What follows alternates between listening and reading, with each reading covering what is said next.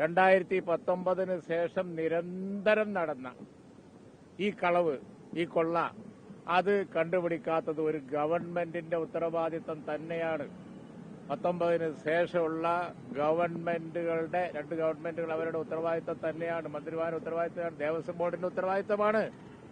യാതൊരു സംശയവും ആ കാര്യത്തിലില്ല. ഇത് നിയമസഭയിൽ ചർച്ച ചെയ്യാം. എന്ത് ചർച്ച ചെയ്യാനാണ്? ഇപ്പൊ അവർക്ക് അങ്ങനെ ഒരു തോന്നുന്നു, എല്ലാ വിഷയങ്ങളും ചർച്ച ചെയ്ത് അങ്ങോട്ട് ഡയലൂട്ട് ചെയ്ത് കളയാം. ഇതങ്ങനെ ഡയലൂട്ട് ചെയ്ത് കളയാൻ പറ്റുന്ന ഒരു വിഷയമല്ല. അത് ചർച്ച ചെയ്താൽ തീരൂല. ഇതിൽ ആക്ഷനാണ് വേണ്ടത്.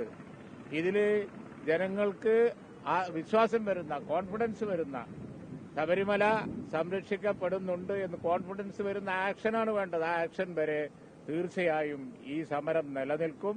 തീർച്ചയായും UDFും അതിനോടൊപ്പം നിൽക്കും. ശബരിമലയുടെ പവിത്രത സംരക്ഷിക്കാൻ വേണ്ടിയുള്ള ഈ സമരത്തിൽ UDF അടിയുറച്ചു നിൽക്കും എന്നാണ് പറയാനുള്ളത്.